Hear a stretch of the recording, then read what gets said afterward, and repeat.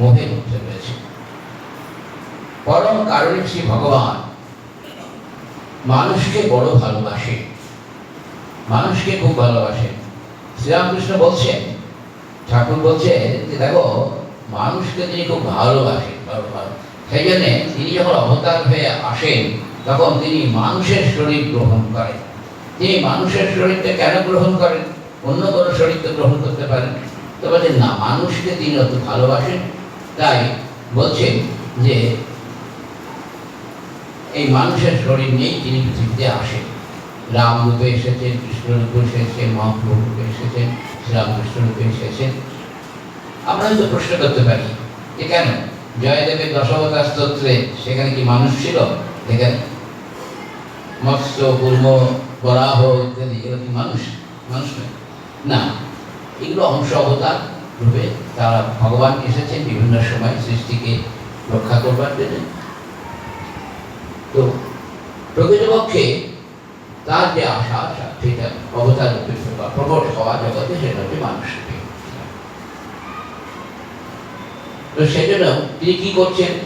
তো মানুষকে শুধু সৃষ্টি করে দিলেন না, মানুষকে এই জগৎকে দিলেন। জগৎ ঐশ্বর্য, ঠাকুর বলছে জগৎ তার ঐশ্বর্য, বিরাট ঐশ্বর্য সৃষ্টি করে দিয়েছেন।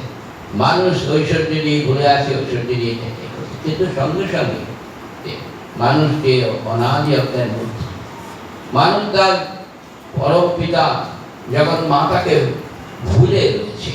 এটা জগৎকে দেখেই মানুষ কিন্তু জগৎপতি, জগৎ স্বামী, জগৎ কারণকে আমরা ভুলে আছি, ঠাকুর বলছেন।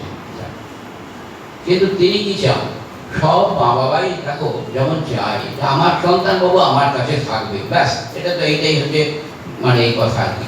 আমার সন্তান আমার কাছে থাকবে, সব মা বাবা চাই। কোন মা বাবা চাই না? সবাই চাই আমার ছেলে আমার কাছে থাকুক, আমার ছেলে মেয়ে আমার, এটা সবাই। তো আমাদের জগন্মাতা জগৎ পিতা তিনিও কিন্তু চান যে তার সন্তান আমি তাকে পাঠিয়েছি পৃথিবীতে, মনুষ্য শরীর দিয়ে জীবাত্মাকে পাঠিয়েছি আমি মানুষের শরীর নিয়ে, সে যেন আমার কাছে থাকে, সে যেন আমার দিকে মুখ ফিরে থাকে, আমার থেকে যে মুখ ফিরিয়ে না নেয়, এটাই হচ্ছে মূল তত্ত্ব।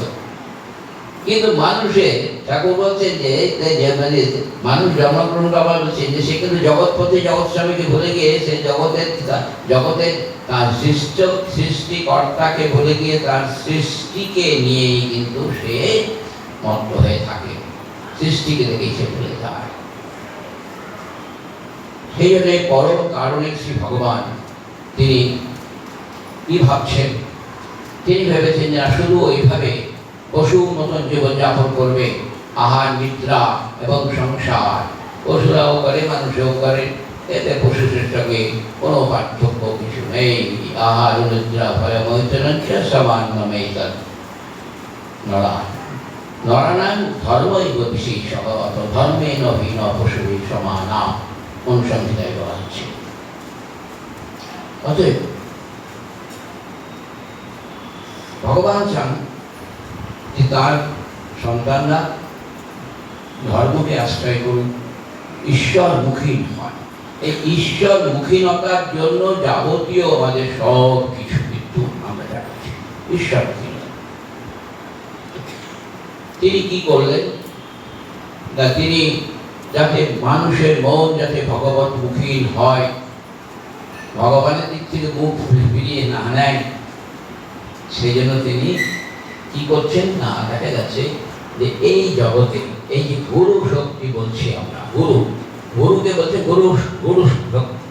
গুরুকে বলছে কি না, দেখো অজ্ঞান তিমিরান্ধস্য জ্ঞানাঞ্জন শলাকা, অজ্ঞানের অন্ধকারকে দূর করে জ্ঞান রূপ শলাকা প্রদীপ জ্বলে দিচ্ছেন, জ্ঞান প্রদীপ। তারপরে বলছেন অখণ্ড মণ্ডলাকার। আমরা একটু প্রণামগুলো পড়ছি, তপ করছি, কিন্তু বলছি বুঝবার ভেতর ঢোকার অনেক সময় আমরা চেষ্টা করি না। প্রণাম করলাম, স্তব করলাম, ব্যাস তাই করবে। অখণ্ড মণ্ডলাকারং ব্যাপ্তং येन চরাচরম। কে সে? কে অখণ্ড মণ্ডলাকারে ব্যাপ্ত রয়েছেন? যিনি রয়েছেন। কি কে রয়েছেন? দুই মতে, একমাত্র ব্রহ্মকে বলা হয়েছে পরম ব্রহ্ম যিনি, তিনি রয়েছেন অখণ্ড মণ্ডলাকারে ব্যাপ্ত রয়েছেন। আর একটা কি ভক্তিমতে বলা হচ্ছে ভগবান বিষ্ণু। বিষ্ণু শব্দটার তো অর্থই তাই, যিনি সর্বত্র ব্যক্ত হয়ে আছেন, তিনি হচ্ছেন বিষ্ণু।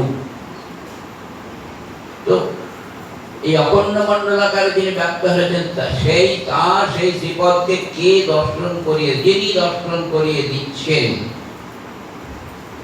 যিনি দর্শন করিয়ে দেবেন, তিনি হচ্ছেন গুরু। দর্শন করলে কি হবে না, আমাদের অনাদি অন্ধকার দূর হয়ে যাবে।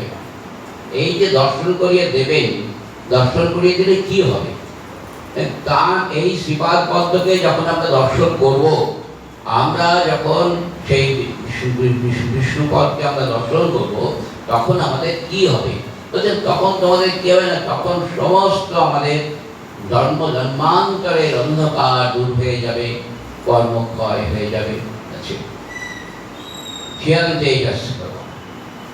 সমস্ত কর্মের ক্ষয় হয়ে যাবে। তো তস্মিন দৃষ্টে অখিলাত্মনি। সেজন্য শ্রী ভগবান এই জগতে মানুষকে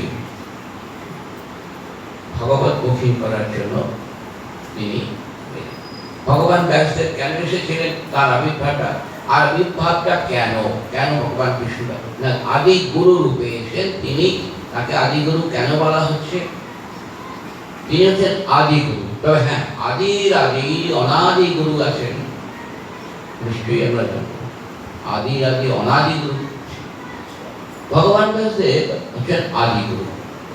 কেন তাকে আদি গুরু বলছেন, তার থেকেই আমরা বলতে পারি যে আমাদের যেন এই প্রকৃতপক্ষে তারও আগে গুরু পরম্পরা শুরু হয়েছে, কিন্তু তার আবির্ভাব দেখি বলছি কেন, তিনি জ্ঞানের পূর্ণ ভাণ্ডার নিয়ে জগতে তিনি প্রকট হয়েছিলেন ভগবান। পূর্ণ ভাণ্ডার বলতে দেখো, জ্ঞানের দুটো দিক আছে, একটা হচ্ছে ভক্তি আর একটা হচ্ছে জ্ঞান। একটা হচ্ছে জ্ঞান, একটা হচ্ছে বেদান্ত, আর একটা হচ্ছে ভক্তিবাদ। বেদান্তবাদ আর ভক্তিবাদ, এই দুটো ভাবকে চিন্তা করলে যথেষ্ট আমাদের।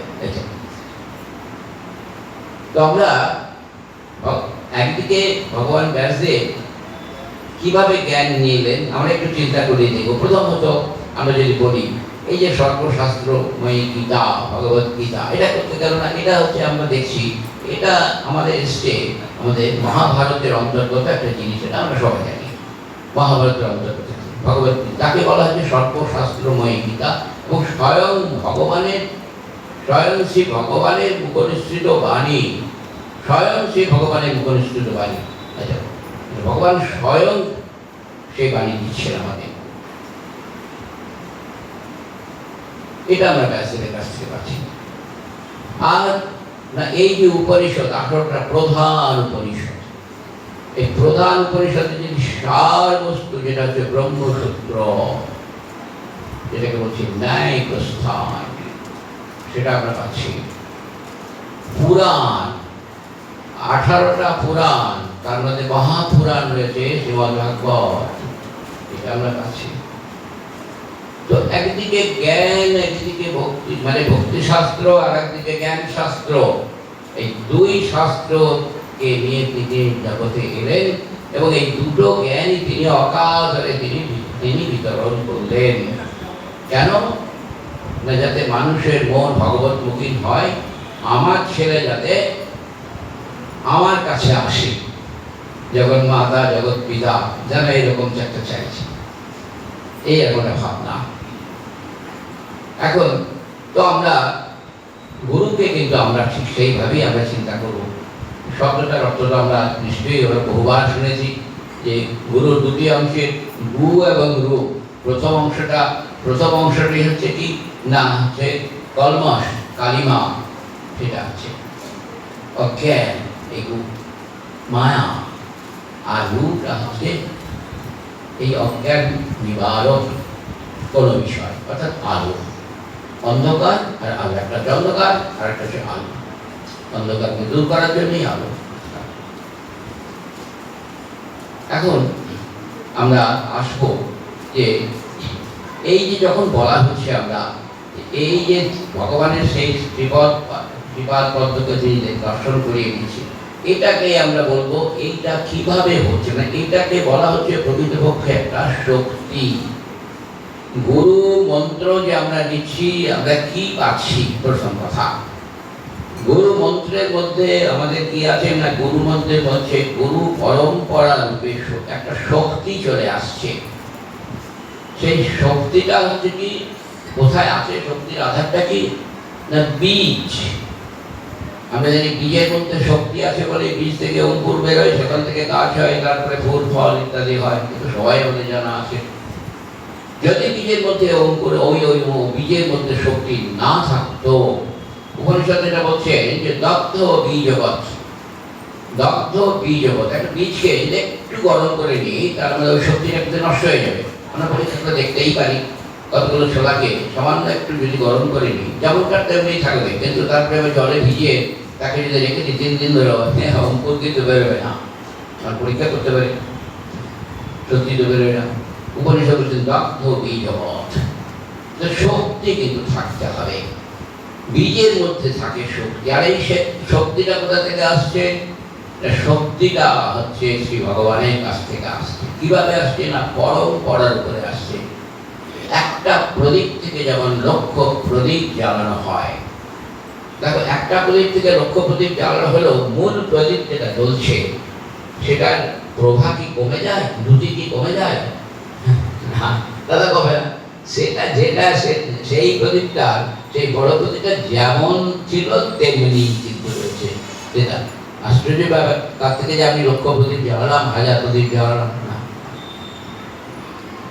তো এইভাবে আমরা দেখব যে এই পরম্পরা রূপে সেই শক্তিটা চলে এসেছে। প্রথম পরম্পরা কোথা থেকে আসছে? প্রথম আদি, আমি বলেছি আদিগুরু তো ব্যস্ত, আদি অনাদি গুরুকে না বলবো, তিনি হচ্ছেন স্বয়ং নারায়ণ। নারায়ণ হচ্ছেন আদি অনাদি গুরু। সেখানে গুরু পরম্পরার একটি মন্ত্র এরকম রয়েছে, একটি মন্ত্রে এরকম বলা হচ্ছে যে ওম নারায়ণং পদ্মভবং বশিষ্ঠং শক্তিং চ তৎপুত্র পরাশরং চ ব্যাসং শুকং গৌরপদং মহান্তং গোবিন্দ যোগীন্দ্র মথাস্য শিষ্যং শ্রী শঙ্করাচার্য মথাস্য পদ্মপাদং চ হস্তামলকং চ শিষ্যং।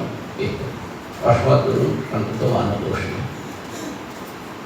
তাহলে আমরা দেখি যে ওই নারায়ণের কাছ থেকে কিন্তু আমাদের এই পর্যায়ে আমরা প্রত্যেকেই কিন্তু কি, যা আমাদের একজন গুরু, কিন্তু সেটা আমরা কি বলছি বলতে, মন্নাথ শ্রী জগন্নাথ, মদ গুরু শ্রী জগৎগুরু, মদাত্মা সর্বভূতাত্মা তস্मै শ্রী গুরুবে নমঃ।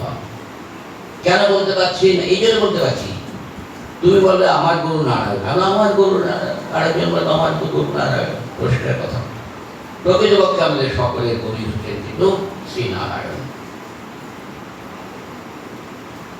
এই নারায়ণের কাছ থেকে পরম্পরা সূত্রে চলছেন, আর ভগবান ব্যাসদেব এই এবং এই পরম্পরা রূপে কি এসে গেছে এই শক্তি। আর এই শক্তিটা কি? এবার আমরা ভক্তি শাস্ত্রকে আমরা একটা অনুসরণ করব। ভক্তি শাস্ত্র কি বলছে এই বিষয়ে? আমি এখন যে কথাগুলো বলবো গুরু বিষয়ে, সেটা আমার কথা নয়, এটা ভক্তি শাস্ত্র অনুমত। ভক্তি শাস্ত্রে এই কথাটা কিন্তু আছে, আমি সেইখানে আসছি। ভক্তি শাস্ত্র কি বলছে এটা বিষয়ে আমি আসছি। তার আগে আমরা নরোত্তম দাস ঠাকুরের একটা পদকে আমরা একটু শুনি। আমাকে এগুলো সাহায্য নিতে হয়, কারণ আমার স্মৃতিশক্তি আর আমাকে সেভাবে সাপোর্ট করে না, এটাই হচ্ছে আমার সমস্যা। নরোত্তম দাস ঠাকুর দিচ্ছেন তার পদাবলীতে এক জায়গায়, শ্রীগুরু চরণ পদ্ম কেবল ভগতি ভগতি পদ্ম মন্দময়ী সন্তান মতে যাহার প্রসাদে ভাই এ ভব তরিয়া যায় কৃষ্ণ প্রাপ্তি হয় যাহা হতে করিও। শ্রীগুরু চরণ পদ্ম।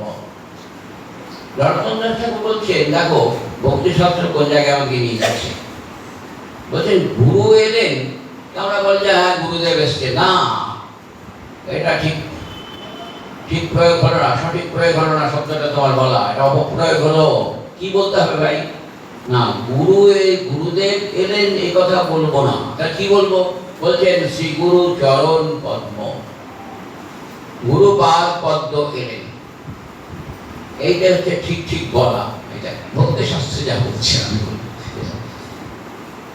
শ্রী গুরুপাদ পদ্ম এলেন, গুরুদেব এলেন না। আচ্ছা, আর কি কেন এরকম বলছি আমরা? না, কেবল ভকতি সদ্ম, সদ্ম অর্থাৎ গৃহ, কেবল ভকতি না, গুরু আসলে গুরুদেব কি বলে? গুরুদেব আর দুই নয়, বলছে কেন? হাত পা আমার মতনই একটা মানুষ, তিনিও আহার নিদ্রা করেন, বিশ্রাম করেন, ইত্যাদি করেন। বলছেন না, গুরু হচ্ছেন ভগবতী সদ্ম, ভক্তির তিনি গৃহ, আলয়, তিনি ভক্তির আলয় এসেছেন। তো ভক্তির আলয়ে আমরা ঢুকে কিন্তু অন্য কিছু পাবো না, ভক্তির আলয় তিনি এসেছেন। তো ভক্তির আলয় থেকে তিনি ভক্তির আলয় প্রবেশ করলে আমরা সবাই ভক্তি নাম, তিনি ভক্তির জন্য, সেই জন্য বলছেন ভগবতী সদ্ম।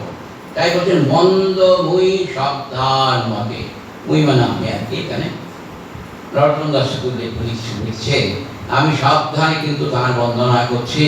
দেখো ভাই, যাহার প্রসাদে ভাই, যার কৃপায়, যার প্রসাদে, যার অনুগ্রহতে কি হয়? এ ভব তরিয়া যায়, এই ভব সমুদ্র পার হয়ে যায়। ওই জন্য আমরা দেবেন মজুমদার কি লিখলেন? ভব সাগর কারণ কারণ হয়ে। আর মাস্টারমশাই শ্রীরামকৃষ্ণকে প্রণাম করছেন, সংসার অর্ণব ঘোরেয়ঃ কর্ণধার স্বরূপকঃ নমস্তু রামকৃষ্ণায় তস্मै শ্রী গুরুবে নমঃ।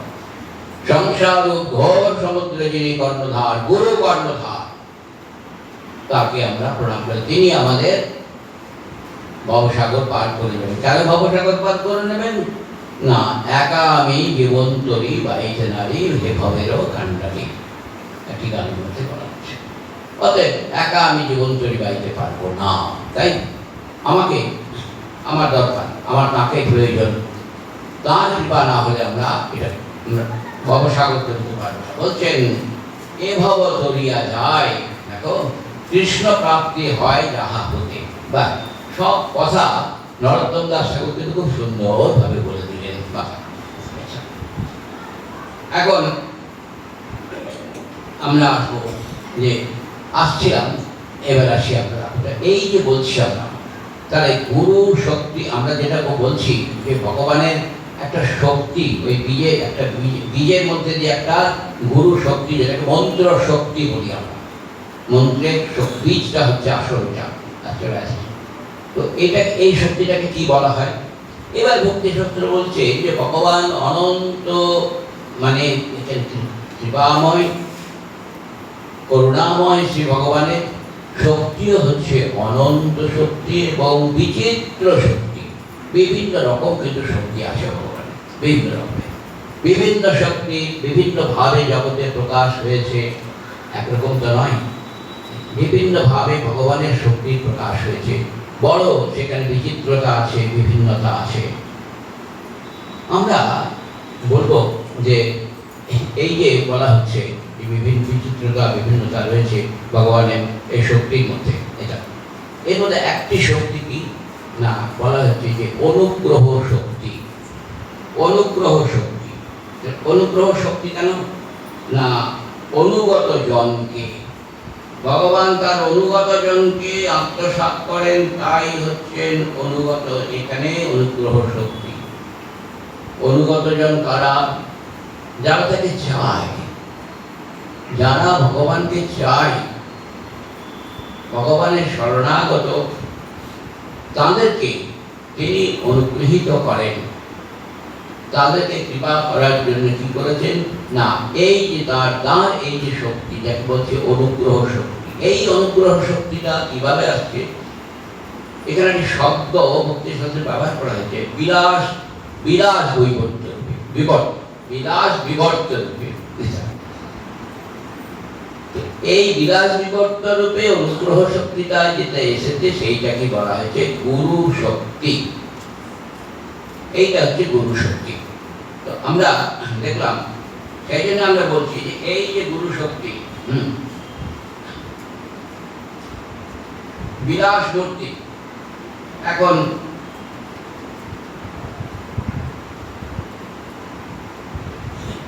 বলছেন যে যে বহির্মুখী, যাই হোক, তাকে কৃষ্ণমুখী করার জন্যই বা ভগবতমুখী করার জন্যই কৃষ্ণ গুরু ভক্ত শক্তি প্রকাশ এই 6 রূপে নিত্য করেন বিলাস। কিরকম বিলাস, কিভাবে বিলাস হচ্ছে? বিলাসটা কিভাবে হচ্ছে না, কৃষ্ণ গুরু ভক্ত শক্তির প্রকাশ এই 6 রূপে নিত্য করেন বিলাস। আমরা দেখে নেব যে এই বিলাস শক্তি, বিলাস বিবর্ত শক্তি, যাকে গুরু শক্তি বলছেন, সেইটা এই জগতে জীবের কাছে ভগবান কিভাবে প্রকট করেছে, এটাই হচ্ছে মূল কথা। আমাদের আমরা দেখিনি। এবার প্রথমেই হচ্ছে যে আমরা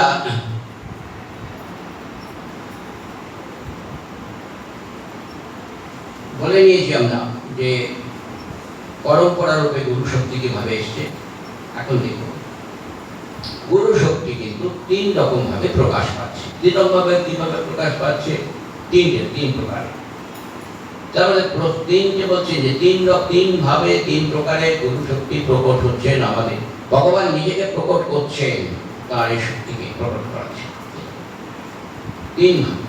প্রথম কথা হচ্ছে যে তিনি অন্তর্যামী রূপে, অন্তর্যামী রূপে তিনি আমাদের কি হচ্ছেন, তিনি প্রকাশ।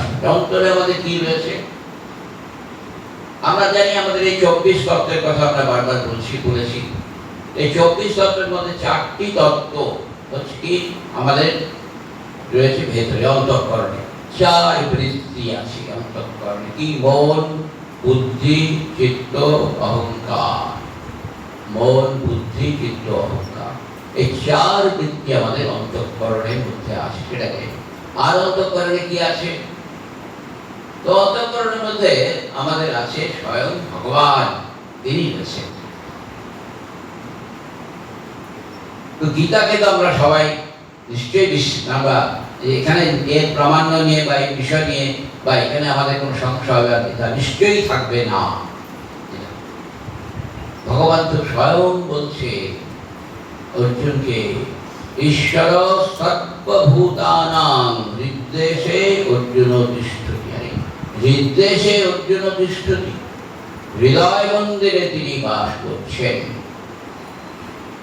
এই হৃদয় মন্দিরের কথা ঠাকুর বলছেন, হৃদয় দেখ, হৃদয় হচ্ছে ডঙ্কা মারা জায়গা। তাকে ধ্যান করবি কোথায়? হৃদয়ে ধ্যান কর।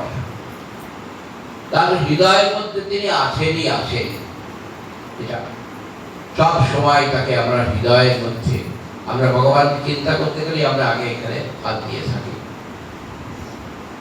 তার হৃদয়ের মধ্যে তিনি আছেন। হৃদয়ের মধ্যে আছেন, তাহলে আমরা তাকে হৃদয়ের মধ্যে দেখতে পাচ্ছি না কেন? হৃদয়ের মধ্যে আছেন বলে আমরা বলছেন তিনি হৃদয়ের মধ্যে প্রকাশ হচ্ছেন।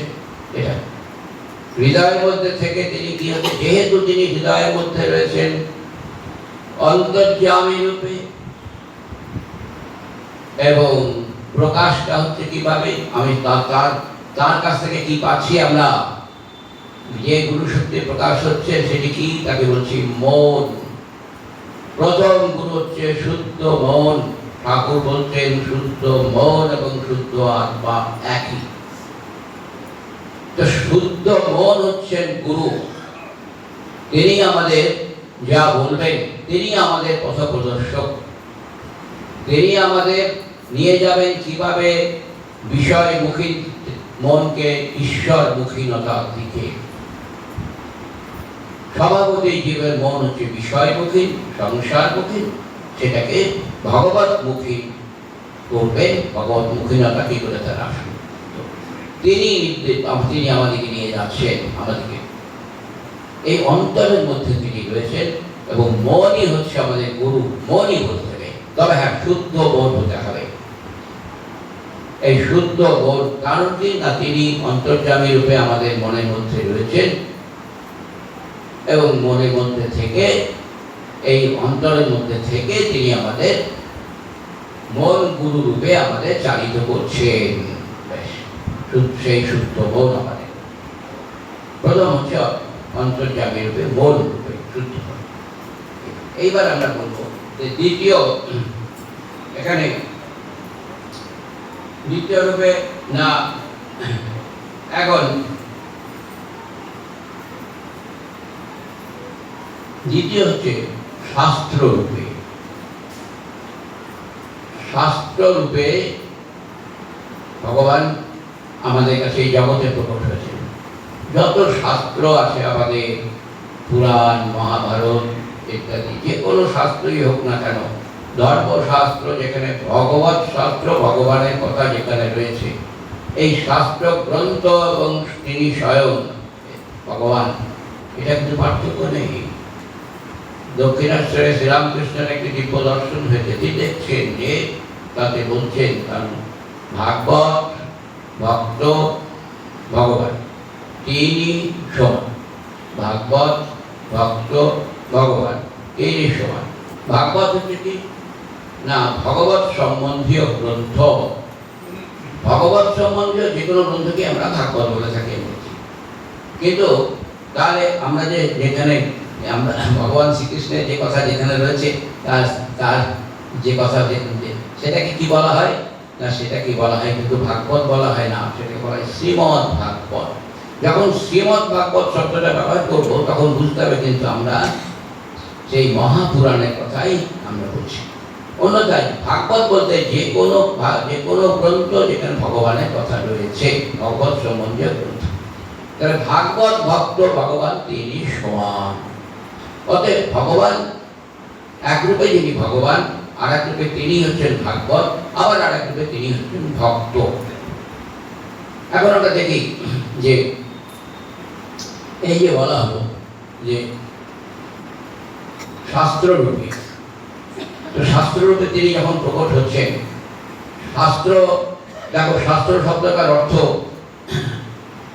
আমরা বলবো যে শাস্ত্র শব্দটা অর্থ হচ্ছে এই যে শাস্ত্র শব্দটার উৎপত্তিগত অর্থ হচ্ছে সংস্কৃত শাস ধাতু স্ট্রন প্রত্যয় করে, শাস ধাতু স্ট্রন প্রত্যয় করে শাস্ত্র শব্দটি নিষ্পন্ন হয়েছে। শাস ধাতু মানে কি না, শাসন করা, যিনি শাসন করেন, শাসন করেন যিনি। তো শাসন করেন কেন আমাদেরকে? কেন মানুষ সবসময় ছেলেদেরকে তোমরা শাসন করো কেন? যখন দেখা যায় যে ছেলেরা ঠিকঠাক কাজ করছে না, ভুল করছে, তাদের ক্ষতি হবে বা নানা রকম অনর্থ সৃষ্টি হবে, তখন তোমরা ছেলে মেয়েদের নিষেধ করবে, এটা করা যাবে না, শাসন করছে ছেলে মেয়ে। এখন তেমনি শাস্ত্র রূপে ভগবান যখন প্রকট হচ্ছেন তখন তিনি কি করছেন? তিনিও কিন্তু মানুষকে বলছেন না কি করবে আর কি করবে না, কি তোমার কর্তব্য, কি তোমার অকর্তব্য, এটা কে নির্ধারণ করে দেবে? এটা কোনো মানুষ নির্ধারণ করে। এটার জন্যে ভগবান গীতামুখে বলছেন এখানে শাস্ত্র প্রমাণ, বলছে শাস্ত্র সেক্ষেত্রে তোমার প্রমাণ, গীতামুখে তিনি বলছেন। অতএব এখানে আমরা বলবো যে শাস্ত্রই হচ্ছে, শাস্ত্ররূপে তিনি প্রকাশ হচ্ছে। শাস্ত্ররূপে যে কিভাবে প্রকাশ হচ্ছে, কিভাবে শাস্ত্র, দেখো আমাদের এই জীবনে শাস্ত্রের ব্যবহারটা কিরকম, বা শাস্ত্রকে আমরা কিভাবে দেখছি, আমরা দেখি না, আমরা কিন্তু সেভাবে দেখি না, বুঝি না। কিন্তু এবার আমরা একটু যদি ভেতর ঢোকার চেষ্টা করি তাহলে বুঝবো যে হ্যাঁ সত্যি তো তাই। তিন রকম ভাবে কিন্তু শাস্ত্র আমাদের কাছে প্রকট হচ্ছে, তিন রকম ভাবে। প্রথম কথা হচ্ছে ভীতি, দ্বিতীয় হচ্ছে নীতি, আর তৃতীয় হচ্ছে প্রীতি। ভীতি, নীতি আর প্রীতি, তিন রকম ভাবে তিনি প্রকট হচ্ছেন। তো তিন রকম ভাবে তিনি প্রকট হচ্ছেন শাস্ত্র, ভীতি, নীতি। ভীতি, শাস্ত্র এক জায়গায় ভীতি প্রদর্শন করছেন একভাবে, বলছে দেখো তুমি যদি এসব অন্যায় কাজ করো, প্রত্যেকটা কাজের কিন্তু একটা ফল আছে। স্বামীজি বলছে শুভ কর্মের শুভ, অশুভ কর্মের অশুভ ফল, এর থেকে পরিত্রাণ পাওয়ার কোনো উপায় নাই, কোনোভাবেই উপায় নাই, পালিয়ে যাওয়ার উপায় নাই। তুমি তোমাকে মূল্য চোকাতেই হবে। ভালো কাজে ভালো, মন্দ কাজে মন্দ। তো শাস্ত্র বলছেন তুমি যদি এরকম অন্যায় কাজ করো, পাপ কাজ করো, তাহলে কিন্তু তোমাকে মূল্য দিতে হবে। এবং সেটা কোথায় তুমি হলো, কিছুটা মূল্য তোমাকে এখানেই মেটাতে হবে। আর যেটা তুমি পারলে না, তোমার থেকে গেল, সেটা তোমার সুদে আসলে মেটাতে হবে। আমরা জানি কিছু দেনা থেকে গেলে কি হয়, সঙ্গে সঙ্গে যেটা মিটিয়ে দিলাম তো খানিকটা হয়ে গেল, তাহলে আর কোনো ঝামেলা থাকে না। কিন্তু তা তো হয় না। যে দেনাটা থেকে যায়, যে ধারটা থেকে যায়, তাকে সুদে আসলে মেটাতে হয়। এই সুদে আসলে মেটানোর ব্যাপারটা কোথায়? শাস্ত্র বলছে এখানে নয়, এটা নয়, সেটা নয়, অন্য কথা, অন্য বড় খানে। অতএব তোমার যখন শরীর চলে যাবে জীবাত্মা, তুমি যখন এই মর্ত ধাম ছেড়ে যখন এইবার তুমি যখন যাবে, যাওয়ার পর এইবার তোমাকে চিন্তা করতে হবে ওই মূল্যটা গিয়ে ওখানে চোখার একটা জায়গা। সেটা কি? সেজন্য ভীতি প্রদর্শন করা হয়েছে শাস্ত্রে, এবং জমালয়ের কথা বলা হয়েছে।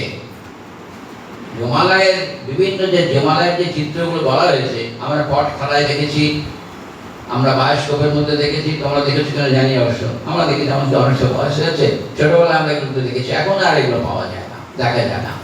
কি পট খেলার মধ্যে দেখা যাচ্ছে, দেখো এই অন্যায়, এই পাপ করলে এই জমালয় এই শাস্তি পেতে হচ্ছে। আমরা তো ভয়ে আমরা বাপরে এইরকম শাস্তি, তো সাংঘাতিক ব্যাপার।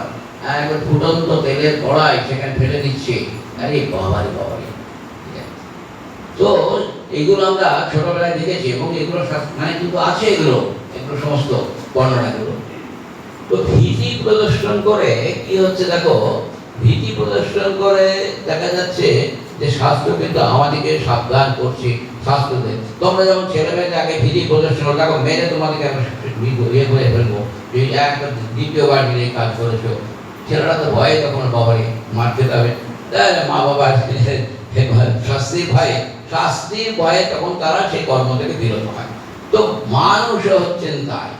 ভগবান তাদেরকে প্রথম কথা এক হচ্ছে শাস্ত্র প্রকট হচ্ছে কি না ভীতি রূপে, ভীতি রূপে তার প্রকাশ। দ্বিতীয় হচ্ছে নীতি রূপে তার প্রকাশ। তো নীতি রূপে প্রকাশ, হ্যাঁ আমরা জানি শাস্ত্রের মধ্যে কিন্তু অনেক নীতি বাক্য আছে। এই যে নীতি বাক্যগুলো শাস্ত্রে যদি বলা হয়, সেই চলে আসছে কবে থেকে? সেই পুরাণ একবারে প্রাচীন শাস্ত্র উপনিষদের থেকে চলে আসছে, আজও কিন্তু চলে আসছে এই নীতিগুলো।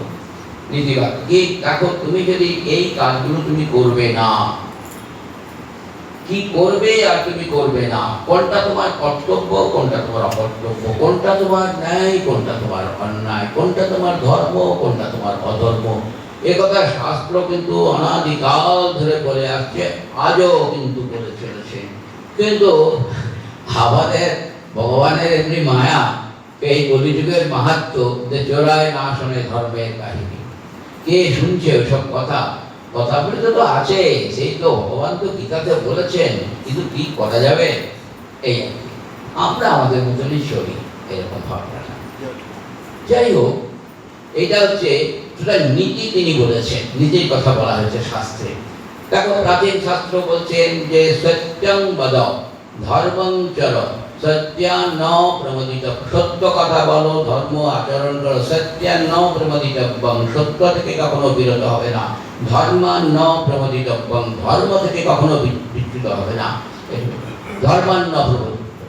জ্ঞানী অনবদ্যানি কর্মাণি তানি সেবিতব্যানি, যেগুলো অনিন্দিত কর্ম সেইগুলোই তুমি অনুষ্ঠান করবে, নৈতরানি, অন্যগুলো করবে না। বলছেন মাতৃদেব ভব, মাতাকে দেবতা গান করবে, পিতৃদেব ভব, পিতাকে দেবতা গান করবে, আচার্য দেব ভব, আচার্যকে দেবতা গান করবে, অতিথি দেব ভব, অতিথিকে দেবতা, এইগুলো সমস্ত বলছেন নীতিবাক্য। পরবর্তীকালে আমরা মহাপ্রভু অনেক নীতিবাক্যের কথা শুনছি। শ্রীরামকৃষ্ণের কথা মধ্যে তো প্রথম থেকেই আমরা দেখতে পাবো কিভাবে ঠাকুর এটা বলে যাচ্ছেন। বলে যাচ্ছেন ঈশ্বর লাভ মনুষ্য জীবনের উদ্দেশ্য, বলে যাচ্ছেন এক হাত দিয়ে সংসারকে ধরে থাকো, এক হাত দিয়ে তুমি ভগবানকে ধরে থাকো, এইভাবে তুমি বিয়ে করো, সংসারে থাকবে মাকাল মাছের মতন, ইত্যাদি ইত্যাদি। এগুলো কি নীতিবাক্য? ঠাকুরের অনেক অনেক অনেক অনেক নীতিবাক্যে সমস্ত রয়েছে, শাস্ত্র মানেই তো নীতিবাক্য সমস্ত দিয়েছে। তো তো নীতিরূপে শাস্ত্রের কিন্তু প্রকাশ। সবশেষে হচ্ছে আমরা বলছি যে প্রীতি রূপে। আমরা বললাম ভীতি, তারপর বললাম নীতি, এবার বলবো আমরা প্রীতি রূপে। প্রীতি রূপে কি? আমরা আগেই বলেছি যে শাস্ত্র প্রকৃত ভগবান এটা শাস্ত্র হচ্ছে শ্রী ভগবানের বাণী বিগ্রহ। এটাকে বলি বাণী বিগ্রহ। তো বাণী বিগ্রহ শাস্ত্র। তো শাস্ত্র এই যে বলছি যে সেখানে এই যে বাণী বিগ্রহ, শাস্ত্র বাণী। আমরা যখন ভাগবত পড়বো তখন কি শ্রীমদ্ ভাগবতের যিনি প্রতিপাদ্য, যিনি ভাগবতের প্রাণ পুরুষ ভগবান শ্রীকৃষ্ণ, তাকে বারবার আমরা স্মরণ করব, তাকে বারবার আমরা প্রণাম করব। আমরা যখন রামকৃষ্ণ কথামৃত করবো তখন ঠাকুরকে আমরা বারবার স্মরণ করব, তাকে বারবার প্রণাম করব। আমরা যখন চৈতন্য চরিতামৃত পাঠ করব তখন আমরা বারবার মহাপ্রভুকে স্মরণ করব, তাকে আমরা প্রণাম করব, তাকে আমরা ধ্যান করব। এ করতে করতে কি হবে না, এই করতে করতে যতই আমরা সেই গ্রন্থের সেবা করবো, যত গ্রন্থের পাঠ করবো, করতে করতে কি হবে, ক্রমশ গ্রন্থের যিনি উপজীব্য, গ্রন্থের যিনি প্রাণ পুরুষ, তার প্রতি আমাদের ভালোবাসা হবে। তো তার প্রতি ভালোবাসা, তার প্রতি আমাদের সেই গ্রন্থ আমাদের তার প্রতি প্রীতি উৎপাদন করবে, তার প্রতি আমাদের প্রীতি উৎপাদন করবে। তাহলে যখন তার প্রতি প্রীতি উৎপাদন হবে, অর্থাৎ তার প্রতি যখন ভালোবাসা আমাদের হবে, তা তো হয়েই গেল। ঠাকুর বলছেন তার প্রতি ভালোবাসা হলে তো আমাদের হয়েই গেল, ব্যাস আর কিছু দরকার। তাহলে শাস্ত্র দেখো আমাদের তিন রকম ভাবে এইভাবে প্রকাশ হচ্ছে। এক হচ্ছে কি আমরা বললাম ভীতি, তারপরে বললাম নীতি, তারপরে বলা হলো প্রীতি। এই রূপে শাস্ত্র আমাদের প্রকাশ হচ্ছে। তো আমরা বললাম শাস্ত্রের প্রকাশ প্রথমে হলো কি, প্রথম হচ্ছে মন রূপে শাস্ত্র, দ্বিতীয় হচ্ছে শাস্ত্র রূপে আমাদের গুরু শক্তির প্রকাশ হচ্ছে মন রূপে, তারপরে হচ্ছে শাস্ত্র রূপে। এইবার কিন্তু আমরা আসবো যে মানব শরীর রূপে। মানব শরীরটাই আমি বলছি, যদিও আমি বারবার বলবো যে হ্যাঁ তিনি বিভিন্ন সময় অংশ কলা অবতার রূপে অংশ হচ্ছেন। যেমন আমরা ভগবান শ্রী জয়দেবের যে দশবতার স্তোত্র যখন আমরা পাঠ করি তখন দেখি সেখানে আর মানুষের কথা আসে। প্রলয়োপদি জলে ধৃতবান সুবেদং বিহিত বহিত্র চরিত্রমখেদং কেশবধৃত মীন শরীর জয় জগদীশ হরে। মৎস্য অবতার, মানুষ কোথায়? কিন্তু তথাপি আমরা আজকে মানুষের কথাই বলি যে মানব শরীর রূপে তার গুরু শক্তি কিন্তু মানব শরীর রূপে প্রকট হয়েছে, এবং এই যে মানুষের শরীর ধরে তিনি আসছেন, তো মানুষের শরীর ধরে তিনি মানুষের মধ্যে দিয়ে তিনি আসছেন। এখন এই যে মানব শরীরকে আমরা গুরু রূপে বরণ করছি, প্রত্যেকের গুরুই কিন্তু আমাদের মানব শরীর।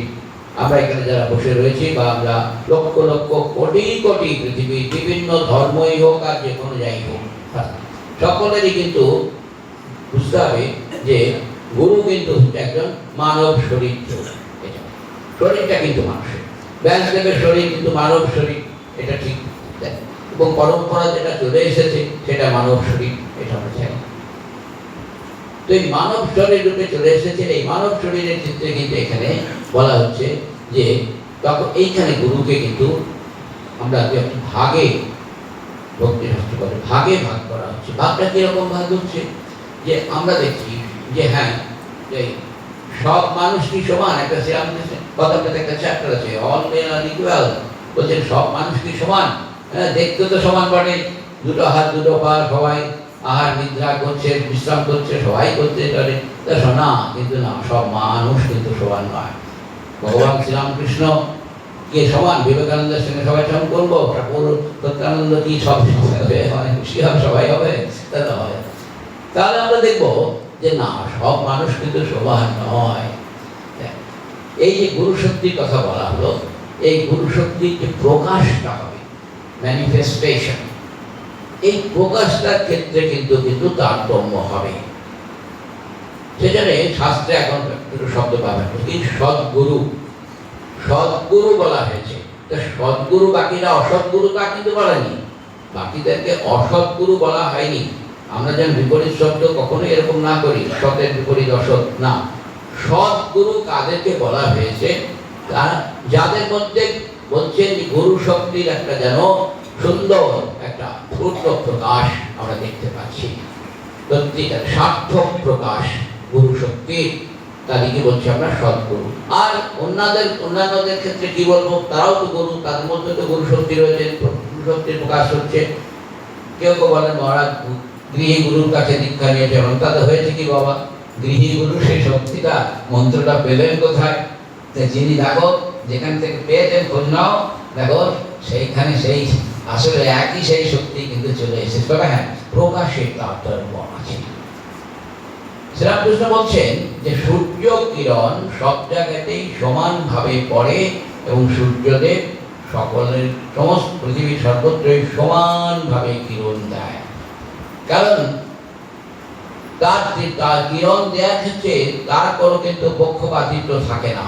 ভগবানের কৃপা করুণা, এই যে ভগবানের এই যে অনুগ্রহ শক্তি তথা গুরু শক্তি, এইটা কিন্তু সমস্ত গুরুর মধ্যেই তিনি দিয়েছেন, সমস্ত গুরুর মধ্যে আছে এই শক্তিটা। ব্যতিরেকে কোনো গুরুর মধ্যে আলাদা নিজের গুরু কখনো নিজের শক্তি তৈরি করতে পারেনি। সেই জন্য শ্রীরামকৃষ্ণ বলছেন মানুষ গুরু হতে পারে না, মানুষ কখনো গুরু হয় না, মানুষ মানুষই, এটা বুঝতে হবে। ভগবান সেই গুরু শক্তিটা তোমাকে দিয়েছে, এবং তোমার মধ্যে একটা আত্মা রয়েছে, তুমি সেইটাকে ধারণ করে তুমি কি করবে না, তুমি সেটা কিন্তু প্রকাশ করবে। এটাই হচ্ছে কথা। তো আমাদের ব্যাপারটা হচ্ছে এই যে সেই জন্যে আধার বিশেষ। ঠাকুর বলছেন যে সূর্য কিরণ যখন ছাই গাদাতে পড়ে তখনও একই কিরণ, একই রকম কিরণ সেখানে দেওয়া হয়েছে, পড়েছে। যখন কাঁচের ওপরে পড়ছে, আয়নায় যখন পড়ছে, তখনও কিন্তু সেই একই কিরণ পড়েছে, বেশি কম কোথাও হয়নি। তাহলে কিন্তু কাঁচের ওপর যখন পড়ছে তখন তাকে দিকে আমরা তাকাতে পারছি না, একেবারে ড্যাজলিং লাইট, ঢলছে যাচ্ছে, যেন কেউ তাকানো যায় না, এত আলো, এত কি পড়বে। কিন্তু ছাই গাদার উপরে পড়লে আমরা বুঝতেই পারি না যে সূর্য কিরণ আদৌ পড়েছে কিনা। সুতরাং আধার বিশেষ আছে। এই জন্য বলছে যে সদ্গুরুর সঙ্গে অন্য গুরু কিন্তু পার্থক্য কিন্তু থাকবে, এটা যেন আমরা ঘুরিয়ে না ফেলি। প্রাচীন শাস্ত্র উপনিষদের মধ্যে, বাগবেদের মধ্যে যে সদ্গুরু সম্বন্ধে যে সংজ্ঞাটা দেওয়া হয়েছে, আমি সেটা একটা দেখলাম, ভক্তিশাস্ত্র আছে কিছু, সেটা কি একই তত্ত্ব। বলছেন সদ্গুরু কিরকম হবে, কয়েকটি লক্ষণ তার মধ্যে। প্রথমে অভ্রীজীন অকামহত শ্রোত্রিয় ব্রহ্মনিষ্ঠ বা ব্রহ্মানুপরত এবং অহেতুকী কৃপা সিন্ধু, এই পঞ্চবিধ লক্ষণ সদ্গুরুর মধ্যে আমরা দেখতে পাবো। পঞ্চবিধ লক্ষণ, পাঁচটা লক্ষণ। অভ্রীজীন, অভ্রীজীন শব্দের অর্থ পাপ। অভ্রীজীন মানে গুরু হবেন, সদ্গুরু হবেন সম্পূর্ণরূপে নিষ্পাপ, সম্পূর্ণ নিষ্পাপ, অকামহত, তিনি কোনো কামনার দ্বারা হত হবেন না, অর্থাৎ সম্পূর্ণরূপে তিনি হবেন নিষ্কাম। সদ্গুরু হবেন সম্পূর্ণরূপে নিষ্কাম। শ্রোত্রিয়, তিনি হবেন বেদবক্তা। যেহেতু বৈদিক ভাবনার উপরে এটি এই বলা হয়েছে বলেই বেদজ্ঞ শ্রোত্রিয়। আর বা ব্রহ্মান্ডপ্রত ব্রহ্মনিষ্ঠ, আর হবে কি না অহেতুকী কৃপা সিন্ধু। শেষ কথা, সদ্গুরু হবেন অহেতুক কৃপা সিন্ধু, সদ্গুরুর কৃপার কোনো হেতু থাকবে না। একমাত্র শ্রী ভগবানকে বলা হয় অহেতুক কৃপা সিন্ধু, আর সদ্গুরুকে বলা হয় অহেতুক। এইটা হচ্ছে সদ্গুরু। সেজন্য ঠাকুর বলছেন এখন তুমি চেষ্টা করবে সদ্গুরুর আশ্রয় নিতে। সদ্গুরুর আশ্রয় নিতে প্রাচীন শাস্ত্র বলছেন যে সদ্গুরুর আশ্রয় তুমি যদি নাও, তাহলে তুমি কি করবে না, একটা উচ্চ অধিকারী তিনি, এবং তাতে কিন্তু কি হবে না, তিনি তোমাকে কি করবেন যে সেখান থেকে সেই ফলটা তুমি স্বভাবতই তার শক্তির প্রকাশটা, ভগবানের শক্তির প্রকাশটা সেখানে অনেক বেশি হয়, তবে বেশি। সেই জন্য বলছেন সদ্গুরুর আশ্রয় নাও। এই 5টি লক্ষণ থাকলে তাকে আমরা বলছি যে তিনি হচ্ছেন সদ্গুরু। এখন যদি সদ্গুরুর আশ্রমে না নিই তাহলে কি হবে? এখানে উপনিষদ বলছেন যে অন্ধেন নিয়মানা যথা অন্ধাহা, অন্ধেন নিয়মানা যথা অন্ধাহা। এক অন্ধ আর এক অন্ধকে পথ দেখে নিয়ে চলে যাচ্ছে, কি হবে? দুজনেই গর্তের মধ্যে পড়বে। সদ্গুরু ব্যতিরিক অন্য গুরুতে কিন্তু গুরুরও কষ্ট হয়, অনেক সময় শিষ্যেরও কষ্ট হয়। তো এই বিষয়ে শ্রীরামকৃষ্ণের জীবনে ঠাকুরের একটা সুন্দর তার জীবনের ঘটনা ঘটাচ্ছেন তিনি এরকম ভাবে আর কি। তো বলছে যে একবার বর্ষাকালের দিকে খুব ব্যাঙ ডাকছে, তো ঠাকুর সৌজি গিয়েছেন ঝাউতলার দিকে, দিয়ে যাওয়ার সময় দেখছে একটা ব্যাঙকে একটা সাপ ধরেছে, ব্যাঙটা চিৎকার করছে খুব। তো ঠাকুর শৌচে গিয়েছেন, শৌচে থেকে অনেকক্ষণ পরে ফিরছেন, তখনও দেখছি ব্যাঙটা চিৎকার করছে। তো ব্যাঙটা চিৎকার করছে, তা এবার ঠাকুর হৃদয় মন্ত্রীকে বলতে রে কি বাবা, কি আসল কথা কি জানিস? এই ব্যাঙটাকে না একটা ঢোড়া সাপে ধরেছে, ব্যাঙটাকে একটা ঢোড়া সাপে ধরেছে। সাপটারও কষ্ট, না পাচ্ছে ফেলতে, না পাচ্ছে গিলতে, ব্যাঙটারও কষ্ট। কিন্তু যদি জাত সাপে ধরতো তাহলে 3 ডাকে একেবারে চুপ হয়ে যেত। তো কথা হচ্ছে এই জাত সাপে ধরলে সদ্গুরুর আশ্রয় নিলে ব্যাপারটা হচ্ছে। যাই হোক, তবে এটা যেন আমরা কখনো মনে না করি যে তাহলে আমি যদি সদ্গুরু না পেতে গেলে আমি যে গুরুই পাই না কেন, গুরু তো আমার নির্দিষ্ট হয়ে আছে, আমার জন্য যে গুরু নির্দিষ্ট হয়ে আছে সেটাই কিন্তু হবে। অথবা আমরা যেন সেই গুরুকেই আমরা আশ্রয় করব, তাতে কিন্তু শ্রদ্ধা থাকলেই হবে। বলতে হবে যে গুরুর প্রতি ঠাকুর বলছেন শ্রদ্ধাতেই কিন্তু ফল হবে, শ্রদ্ধাবান লভতে জ্ঞানম। অতএব শ্রদ্ধা, গুরুর প্রতি বিশ্বাস, গুরুর প্রতি শ্রদ্ধা থাকলেই কিন্তু আমার সব হবে। আমি কিন্তু গুরুকে কখনো বিচার করবো না। যদ্যপি আমার গুরু শুনিবারে যায়, তথাপি আমার গুরু নিত্যানন্দ রায়। আমার বিশ্বাসে তিনি নিত্যানন্দ রায়, তিনি শুনিবারে যাচ্ছেন না কি করছেন, আমার তাতে তার হানি হতে পারে, কিন্তু আমার ভক্তির হানি হবে না। তা ভুল কথা, আমার কিন্তু ভক্তির হানি হবে না। তো আমরা যে যেখানেই থাকে না কেন এইভাবেই চেষ্টা করবো। তবে এখানে আমি একটা কথা বলি, আজকে আমরা আসবো যে সমষ্টি গুরু, যারা মহাগুরু শ্রীরামকৃষ্ণ, যারা যুগাবতার রূপে জগতে প্রকট হন, আমরা যুগাবতার রূপে জগতে প্রকট হয়েছেন যারা, তারা হচ্ছেন, তারাও গুরু সচ্চিদানন্দই গুরু ঠাকুর বলছেন, তারা হচ্ছেন। এবং তারপরে অন্য যারা গুরু পরম্পরা যেখান থেকে সৃষ্টি হয়েছে, যাদেরকে আমরা বলে থাকি সমষ্টি গুরু, কারণ সেইখান থেকে অসংখ্য গুরুর সৃষ্টি হয়েছে, অসংখ্য গুরু। এগুলোকে কি গুরু বলা হয়? ব্যষ্টি গুরু বলা হয়। সমষ্টি গুরু বলা হয় ব্যষ্টি গুরু। তো আমি শেষ করবো আর একটি প্রসঙ্গ দিয়ে তোমাদের, সেটা হচ্ছে কি, যে জিনিস, যে প্রসঙ্গটা নিয়ে আমাদের কিন্তু প্রায় একটা দ্বন্দ্ব সৃষ্টি হয়, সংশয় হয়। এই জিনিসটা 3টি শব্দ গুরুকে নিয়ে। একটা হচ্ছে গুরু আদেশ, নির্দেশ আর উপদেশ। ভালো করে ভেবে দেখো, আদেশ, নির্দেশ আর উপদেশ, এটা গুরুর কাছ থেকে আমরা পাচ্ছি। 3টে কি একই জিনিস হবে? এই 3টে কি একই রকম হবে না? এ সম্বন্ধে কোনো আমাদের পৃথক কোনো ভাবনা বা বিচার আমাদের থাকবে। আদেশ, নির্দেশ, উপদেশ। ভক্তি শাস্ত্রে বলা হচ্ছে যে না, উপদেশ হচ্ছে গুরু সঞ্চয় করে রাখবে, তুমি স্টোর করে রাখবে, ভবিষ্যতে যাবে। যেমন তোমরা ফিক্সড ডিপোজিট করে রাখছো, কি না ভবিষ্যতে আমার কাজে লাগতে পারে, এটা এই জন্য সব করা আছে। ভবিষ্যতে আমার সম্পদ, ভবিষ্যৎ কি প্রয়োজনের সময় লাগাবে। তো উপদেশ হচ্ছে গুরুর সঞ্চিত ধন, আমরা সঞ্চয় করে রাখবো, সেটি যথা সময় যথা স্থানে কিন্তু সেটি আমরা প্রয়োগ করবো, এটা উপদেশ। নির্দেশটা কি? নির্দেশ হচ্ছে নির্দেশ সাধারণত অনেক সময় আমরা দেখি যে ব্যবহারিক জগতের ক্ষেত্রে নির্দেশ গুরুর কাছ থেকে আসে, বা গুরু যে এটা যদি নির্দেশ আকারে হয়, তাহলে এই নির্দেশটাকে কিন্তু আমরা বিচার করে চলবো। এখানে কিন্তু বিচার করতে, গুরু যা বলবেন নির্বিচারে যে সেটা তুমি করবে তা কিন্তু নয়, নির্বিচারে কেউ করা যাবে না। যেমন শাস্ত্রের সম্বন্ধে ঠাকুর কিন্তু বলছে যে এই যুগে নির্বিচারে শাস্ত্রকে গ্রহণ করা যাবে না, বাণীতে চিনিতে মেশানো আছে শাস্ত্রে, তুমি বাণীটাকে বাদ দিয়ে চিনিটাকে গ্রহণ করো। তবে গুরুর নির্দেশ কিন্তু আমরা নির্বিচারে গ্রহণ করব না, সেখানে কিন্তু আমরা একটু বিচার করবো, শুদ্ধ করে আমরা বিচার করব। অর্থাৎ এখানে বিচারের অপেক্ষা রাখে, ভাবনার অপেক্ষা রাখে। কিন্তু যেটা হচ্ছে আদেশ, গুরু যদি আদেশ করেন যে আমি তোমাকে আদেশ করছি, you have to do it, তোমাকে এটা করতে হবে, এটা আমার আদেশ, এইটা যদি ঘটনা হয় তো গুরুর আদেশ হচ্ছে অলঙ্ঘনীয়, আমাকে সেটা কিন্তু পালন করতেই হবে। তাতে আমার কি ভালো হবে না ভালো হবে না মন্দ হবে আমার বিচার করার কোনো প্রয়োজন নেই, কারণ গুরু এখানে আদেশ করছেন। তো এই বুঝতে হবে যেটা অলঙ্ঘনীয় এবং সেটাকে আদেশ করব। যাই হোক, আমার সময় হয়ে গিয়েছে, ঠিক আমরা গুরুকে প্রণাম করে আমরা সাধ্যমত ভক্তিশাস্ত্র অনুমত ভক্তিশাস্ত্র অবলম্বনে আজকে আমাদের গুরু সাহেব, আজকে আমাদের চৈতন্য চরিতামৃত আমরা নমস্কার করছি।